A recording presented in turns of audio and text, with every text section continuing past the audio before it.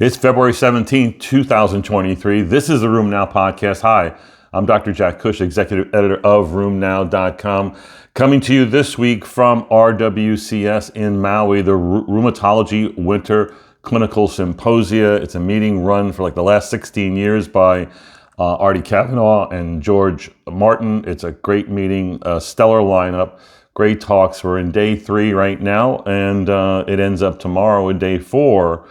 You want to tune in for this whole podcast, especially the end, because I'm going to give you the amazing sort of discourse that happened with a Ask Cush Anything case. The case being, can a high CRP be due to obesity, and what do I do about it? Sounds fairly mundane, but my goodness, it resulted in a melee.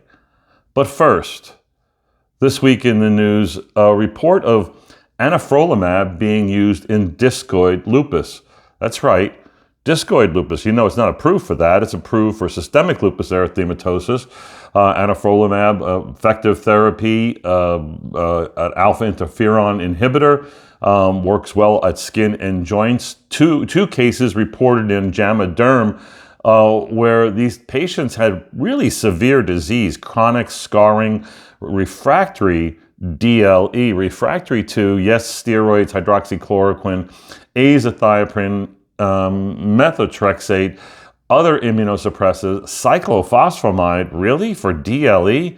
But when go to the citation and look at the pictures, this is pretty severe disease. Well, both of them received anifrolumab in sort of standard doses. The first case went from a SLEDAI, measure of lupus activity, of 13 down to 2 in 24 weeks. But more importantly, a Classy A, which is a skin outcome measure used in lupus trials, from 26 to 3 in 20 weeks. Case 2 went from a Classy A from 24 to 5 only after 1 infusion. So you gotta like this encouraging, albeit incredibly preliminary and pilot sort of results with 2 cases. Looks like good enough data that I think the manufacturer should consider doing studies in DLE, which is a fairly large population with a minority having very refractory disease. While we're on the topic of lupus, a cohort study of 232 pediatric SLE patients, kids with lupus, bad news. It's much more uniformly dangerous. I mean, they have more activity, they have more organ damage, they need to be intensely treated. Anyway, these kids were followed for 12 months, and the outcomes were, almost half of them, 47%, achieved an LL-DAS, a very low disease activity state, and that's encouraging. However, 40% incurred some kind of organ damage after about 6 years of follow-up. In their analysis, they showed that if you did get to LL-DAS within the first 12 months, you had a significantly reduced risk of developing organ damage. And the predictors of really bad outcomes really was, kidney involvement early from the start. So I think that, kids are hard to treat, but the data really speaks to, one, having some measure of what you're doing. We really don't have that in practice, and most of you are not doing BILAGs or SLEDAIs or even Classies, and we probably do need something like that where we can sort of double check that we're going to have these more favorable outcomes. December last month, I missed an announcement that the FDA approved abaloparatide for the treatment of men with osteoporosis who are at high risk of fracture. Again, we often don't talk about men with osteoporosis, and we seldom have drugs approved for this cohort. I think this is a great advance. A study of patients with vasculitis and looking at ultrasound. I know, for PMR and for many of you who do ultrasound, you have some really predictive measures. And my experience is that my ultrasound department's very good at doing ultrasound of temporal arteries and large vessels and getting reliable results. Not many places are, and not many rheumatologists are themselves experienced in doing this. In this particular study, they looked at patients who had either high-risk atherosclerosis or large vessel GCA, about 45 in each group. And they did intimal media thickness measures using ultrasound for the large vessels they could look at, including subclavian, axillary, carotids, etc. And basically they showed an interesting measure that if you had an intimal media thickness measure that was greater than 1 millimeter, it was more likely to be associated with giant cell arteritis, more so than atherosclerotic disease. And I found that surprising. So in the GCA group, 31 out of 44 had an IMT greater than 1 in the axillary arteries, or 30 out of 44 in the subclavian. But if you looked at the atherosclerotic group, it was like 2 out of 42 and 3 out of 42 for axillary and subclavian arteries, respectively. Again, a fairly easily obtained measure that could help you distinguish between those two conditions. And sometimes that distinction can be difficult if you don't have actual biopsy results. A retrospective study of 64 gout patients treated in an orthopedic surgery department, they looked at the rates of perioperative and postoperative flares. A lot of what they showed was not that surprising, that those who had flares of gout perioperatively were those who had hyperuricemia, diabetes, presence of tophi, and taking diuretics. What I did find surprising in this was that if you were hyperuricemic at the time of surgery, or if you had tophi at the time of surgery, you had a much higher rate of recurrent gout in the next year following surgery, 45% for those who met that criteria versus 11% for those that did not. This is almost a 5-fold increase risk. So again, you need to be really well controlled, especially if you want to have surgery and you do have a background in gout. We reported this week on the Novesa trial. This is a trial of ziritaxestat. This is an autotaxin inhibitor, yet another novel approach for patients with systemic sclerosis. This is a sort of small trial, but encouraging trial of 33 patients with early diffuse systemic sclerosis. And after 24 weeks, those who were treated with the autotaxin inhibitor had significant reduction in their modified Rodnan skin scores. -9, almost, -9 versus on the drug versus -6. That was significant. Again, we'll take whatever victories we can get in scleroderma. Hopefully more clinical trials are on the way with this. I like this analysis. I believe this comes from a Korean database, an analysis of, not a database, but actually a meta-analysis done by a Korean group of patients who had resolved hepatitis B infection, meaning that they were hepatitis B surface antigen negative, but they still retain core antibody positivity, so hep B C antibody positive.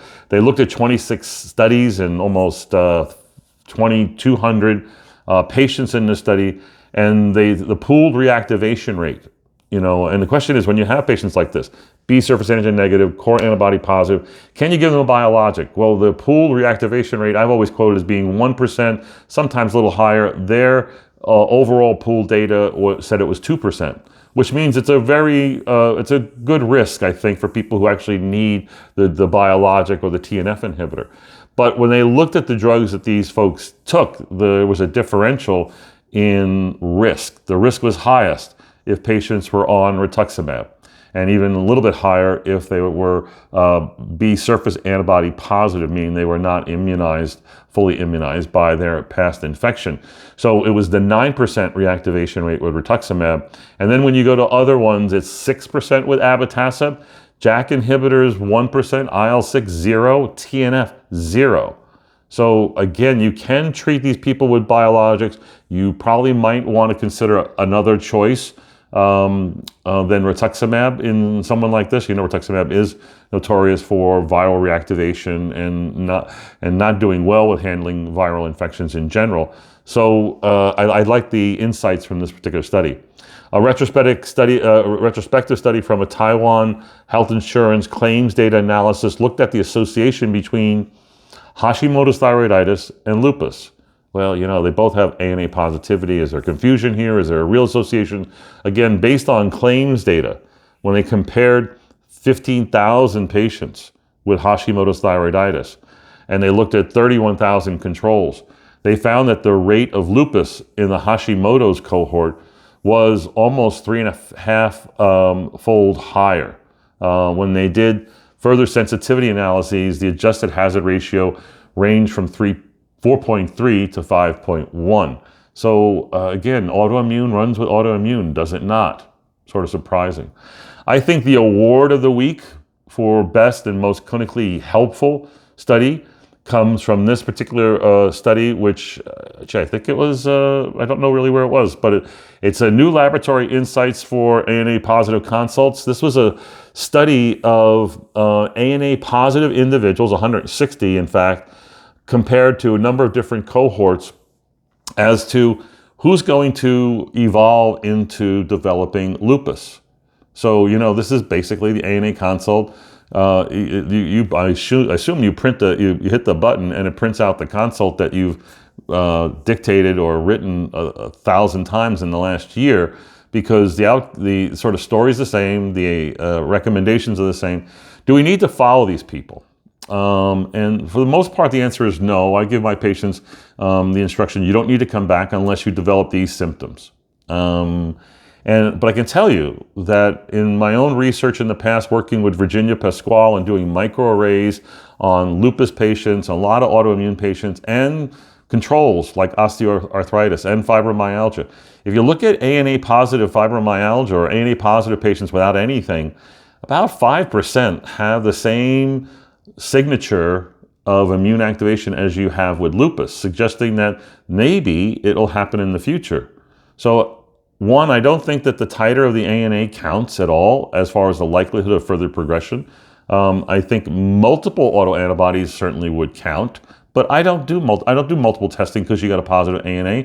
Usually the question is, why did you do the ANA in the first place? Well, anyway, in this study, they compared that 160 ANA consults to a bunch of ANA negative individuals, healthy controls, even 70 patients with a systemic autoimmune disease. And they were looking at cytokine assessments, specifically interferon alpha, and some chemokines and galectin-9 and whatnot.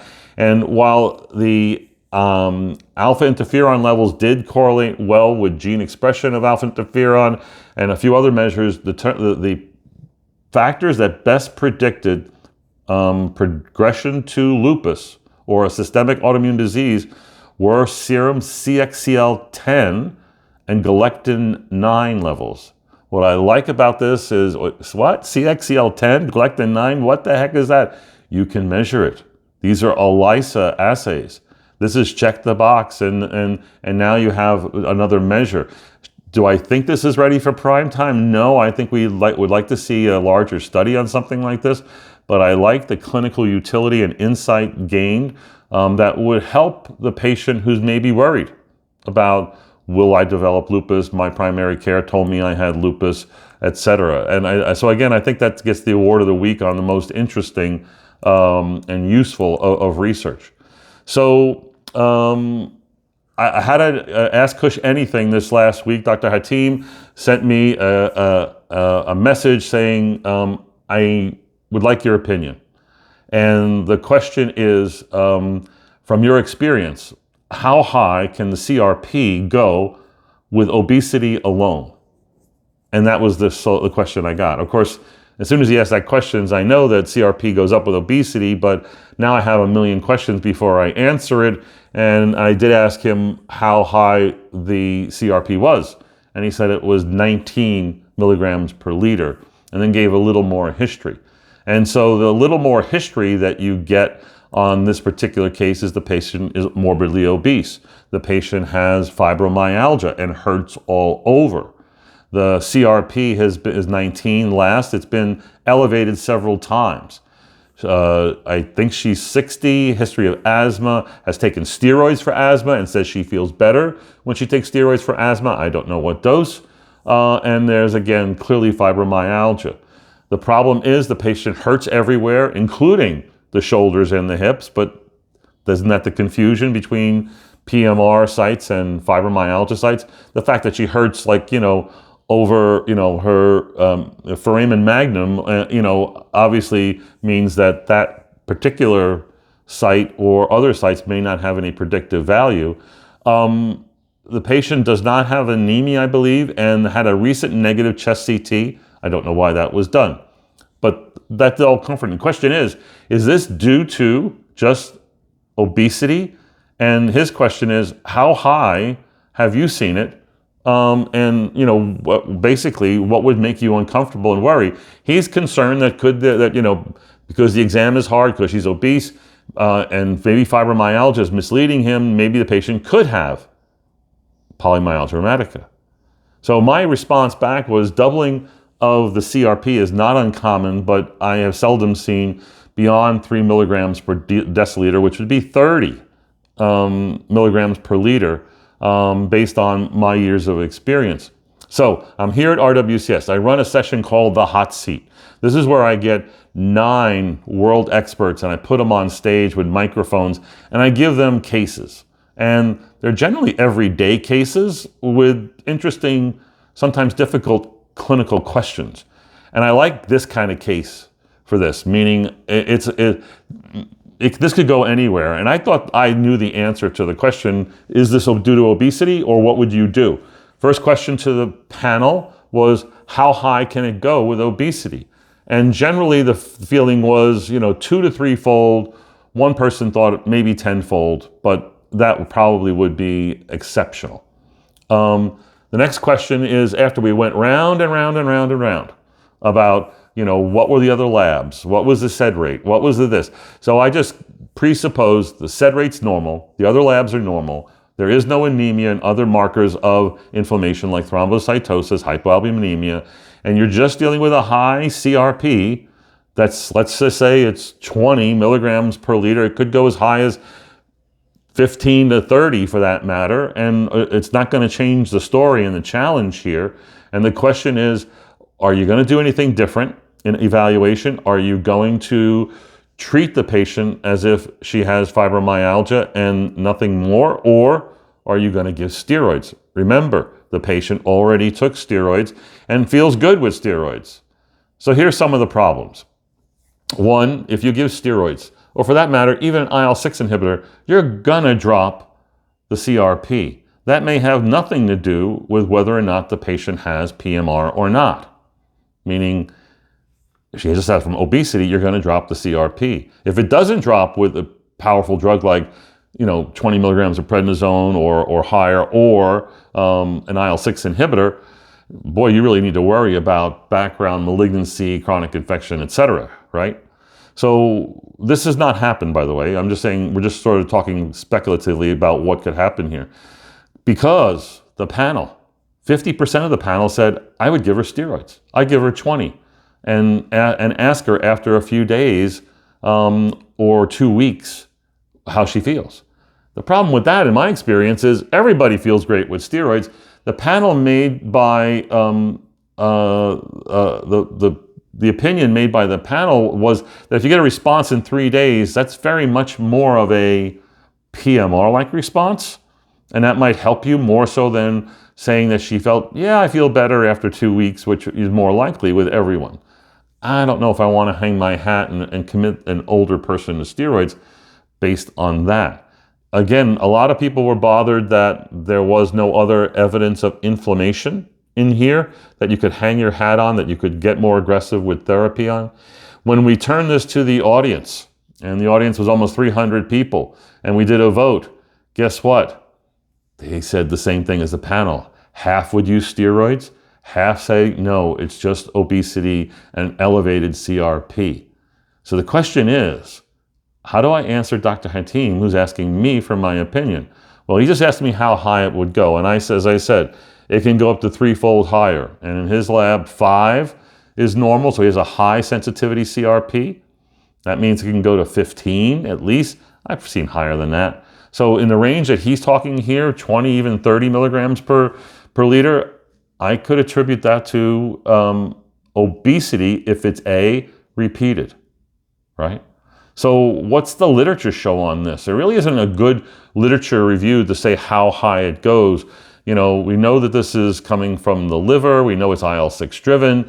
The literature shows that if you look at a CRP greater than 10 being abnormal, 6.7% of the population will have an elevated CRP. Other studies using other assays say that normal weight individuals, it's 3%. The CRP is elevated, but if you are overweight, 7%. If you're obese, it's 15% will have an elevated CRP. What drives this?